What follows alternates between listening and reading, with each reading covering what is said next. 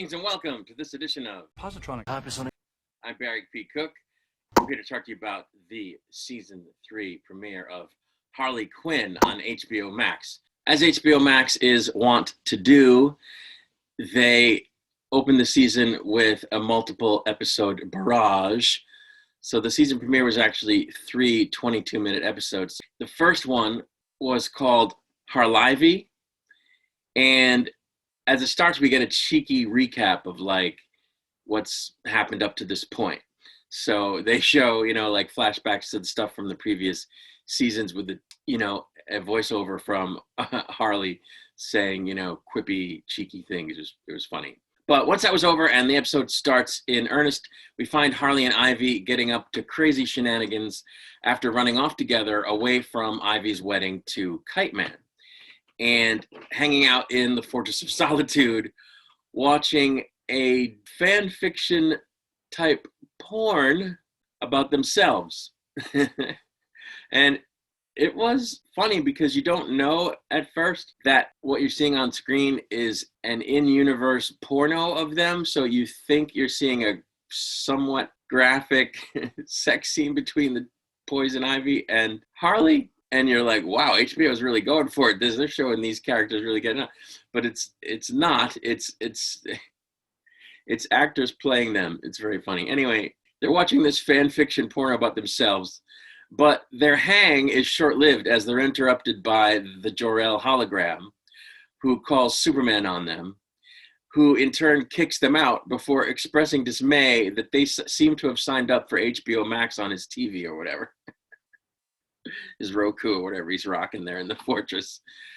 So they flee the scene in Wonder Woman's invisible jet, which they somehow stole, and fly around the world stealing stuff on what they're calling the Eat, Bang, Kill tour, which includes the Queen of England, whom they then kick out of the plane in mid-air when jet fighters show up, I guess, to rescue her. At some kind of public event, Jim Gordon is under fire for the crime rate in the city, and he vows to bring in Harley and Ivy, and he seems to be in consultation with Harvey Dent for some reason. Now, that would make sense if Harley Dent had not already become Two-Face, because he was the Attorney General in Gotham, but he's already Two-Face, so I don't understand why Gordon is consorting with him. Anyway, looking to inspire her, Harley takes Ivy to a small jungle somewhere called Eden with an I for Ivy, that Ivy apparently created at some point as a starting point from which she wanted to remake the Earth via terraforming with prehistoric plants, and then abandoned because she ended up dissatisfied with it or hit a roadblock or something. It isn't long before she's reinvigorated by the place and reconnects with her vision, while Harley discovers that hanging out in the jungle with no modern conveniences is less fun than she imagined it might be. When King Shark and Clayface, aka Sharkface, call Harley to ask her to take Ivy and break them out, she's all too happy to oblige, but of course now Ivy isn't pleased to have to be away from her plants. We then see that Gordon is indeed working with Harvey Dent to try to get Harley and Ivy, and that step one of his plan was planting a phone where King Shark and Clayface would find it so that they would call Harley and Ivy to bust them out because they're in Arkham. Somehow Gordon and Dent wind up chasing down the wrong people. They wind up chasing down the adult film actresses from before, who were playing Harley and Ivy in the fan fiction porn instead of actual Harley and Ivy. Harley and Ivy then proceed to break Sharkface out of Arkham and head back to the jungle area, still using the invisible jet. In a freak accident, the mayor of Gotham is killed in the next scene, and it was pretty funny and graphic. Anyway, back at the jungle area, we find that Harley has kidnapped Amanda Waller during the Arkham breakout, somehow unaware that that's who she was kidnapping, much to Ivy's dismay. It turns out that Waller was apparently able to call on the Suicide Squad to come get her, and while most of them were out doing something else and didn't show up to rescue her, though we do see their animated versions in the form of Waller talking about them before announcing that they're not the ones coming. And who ends up coming for her is Plastique, a failed Canadian comedian who deals in explosive as her modus operandi. Clayface, meanwhile, now newly out of Arkham, auditions for a part in a biopic about Thomas Wayne for James Gunn, who played himself in this episode, but only manages to secure a job as the director's chair, forming himself into the director's chair, which is funny. Ivil's jungle area gets decimated while they're battling Plastique, and that's where the episode ends. The next episode was called There's No Ivy in Team. And as it starts, we see that Dick Grayson is arriving back in Gotham by bus, as are Harley and Ivy, who steal Bruce Wayne's limo, which was there because Alfred was at the bus stop to pick up Dick, who had traveled there from Bloodhaven. Not sure why he did that by bus, but anyway. Arriving back at the Batcave, Dick, who is now Nightwing, meets Batgirl and Damian Robin and reconnects with Batman before the three of them head off with the Macaroni, who is apparently Alfred's alter ego crime fighter person, to deal with Firefly, who sets off an alarm with some criminal antics. When Ivy details her plan to steal an amber-encased mosquito, which apparently has something to do with her larger plan of terraforming the Earth with prehistoric plants or whatever, Clayface imagines that they may run into an unexpected guard who's there picking up a last-minute night shift because he needs the extra money so he can finally propose to his girlfriend,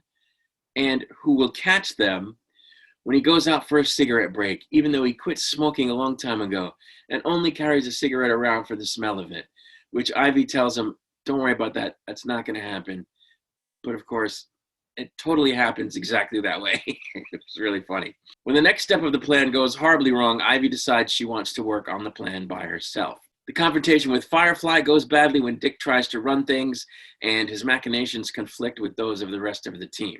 Meanwhile, Bane is pissed off that Ivy kept his wedding gift, and he sets off on a mission to get revenge. That Ivy and Harley kept it, I guess.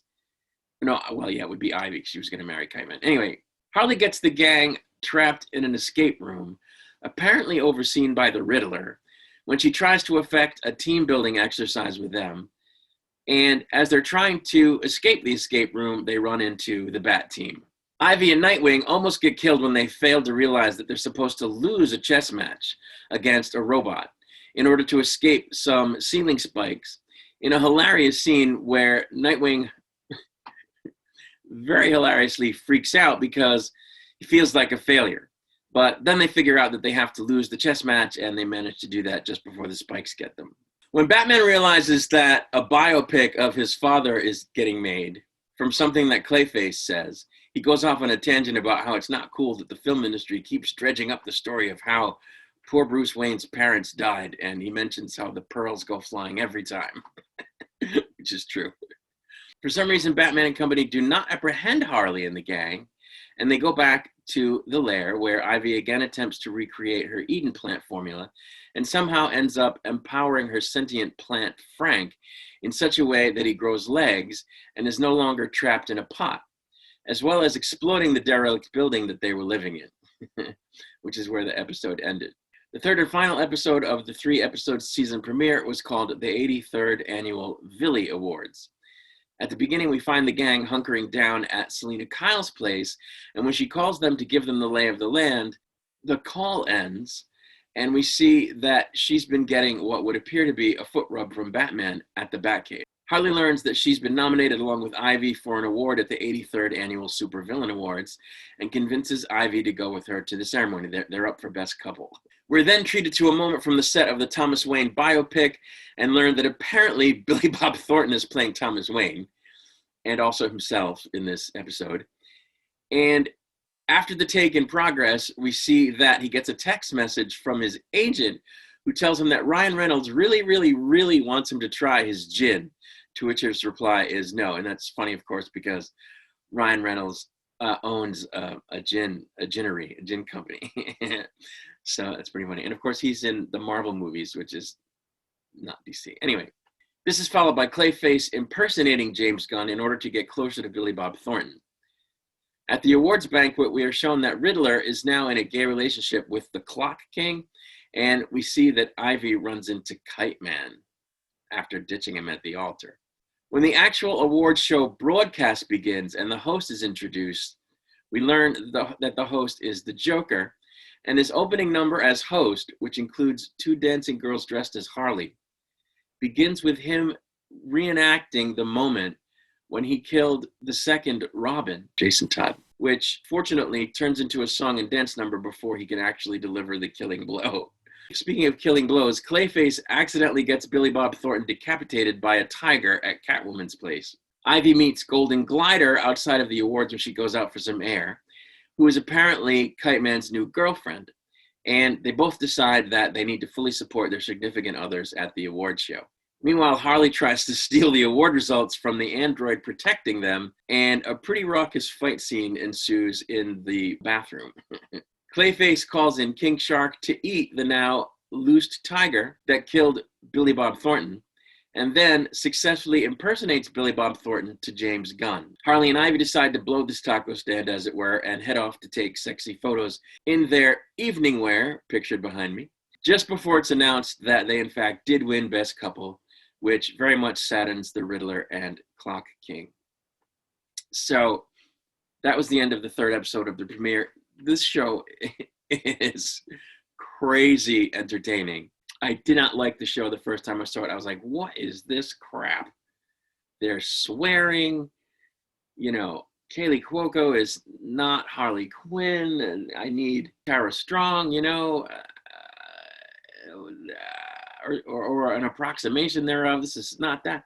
I didn't like it, but it grew on me as I started to watch the episodes of the first season, and I really love the show. It's really, really hilarious.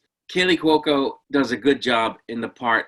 You know, it's very easily distinguishable from her performance as Penny on The Big Bang Theory. It's very different from her portrayal of the main character on her show, The Flight Attendant. So it's you know, it's not as though we're seeing something from her that she's done before, which sometimes happens with actors, but didn't happen in this case, which is cool. That's how it's supposed to be. So she does a really good job with the material. She's still not Harley Quinn to me. Part of that is because they're writing the character a little bit differently than they have in the past in other, you know, outings that Harley's been in. You know, in other outings, Harley Quinn is like super twisted, you know, and like kind of like damaged goods, you know. And in this, she's not so much that as just like very, very irreverent and calamitous with her behavior. So she's not Harley Quinn to me, really. But that's not a criticism. It's just something that, it's just how it feels to me. The thing about it is that whatever she's doing, whatever character it is, a Harley Quinn impersonator, whatever you want to call it, it's super entertaining the way they're writing it, and it's just enjoyable to watch, even if she's not really a traditional Harley Quinn. It's fine because it's just great stuff. I love that she's in a relationship with Poison Ivy. That, of course, is not original to this series. That's something that has shown up in other iterations of, you know, the characters. I don't really love the characterization of Poison Ivy, though. Like, I'm happy to see her there and stuff, but I don't know. She's kind of, I don't know. She's kind of like a downer, almost, you know, and you can't have two Harley Quinns, right? So it has to be the straight man, you know, as it were. And she's kind of that, but she's almost dour. So it's like, I don't know. I hope they do something with that, because she's kind of on screen, you know, and it's not the voice actress's fault. It's the way they're writing it, but it doesn't really detract from the show. The show is crazy, crazy fun. Anyway. And that's also due in no small part whatsoever to the secondary characters. And I don't know if I should even call them secondary characters, but I'm talking about Clayface and King Shark and Bane so far this season. They had a couple of other characters involved last season that I'm sure will be involved more this season as it goes forward. Frank the Plant being one of them. But Alan Tudyk, who does the Joker on the show, who you don't see often, thankfully, because I don't like the way they write this Joker character very much. And, you know, every time he's on screen, I just miss Mark Hamill, even though I love Alan Tudyk. But his Clayface is fantastic. Now, again, it's not the traditional Clayface.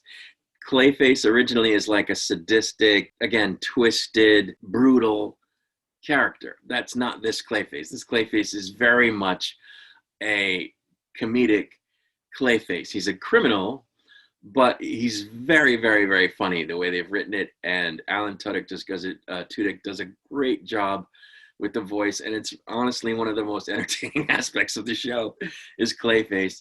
And Shark King is pretty good too, but nowhere near as entertaining as Clayface, but he's funny. And Bane in this show is very funny because he has, the voice like the voice like from Tom Hardy's portrayal, that voice. Welcome to my world, that voice. But it's just played for comedy, and he's hilarious. Again, not the traditional Bane character, but it's funny as hell. I mean, funny as hell. So again, it just makes the whole show very enjoyable. A cool thing about this premiere was that at the Thevilli Awards, there were a lot of DC characters in the background, villains. I couldn't possibly remember them all unless I wrote them down, which I didn't do while I was watching the show, but there was Sinestro, Reverse Flash, Solomon Grundy, Golden Glider, Killer Frost, Shockwave, I think, is the name of that one character that was a DJ who turns a villain when she gets electrocuted. Riddler, Clock King, a new character called Cock King who dresses up like a rooster. Metallo, Calendar Man, Captain Cold. Just all kinds of classic DC villains, and some of the newer ones were there. So it was very cool to see all of that. So I'm looking forward to the next episode quite a bit. This is a great show, and I will be back with my reviews of the episodes as they are released on HBO Max. So I'm going to get out of here. Until I return, I wish you peace and long life.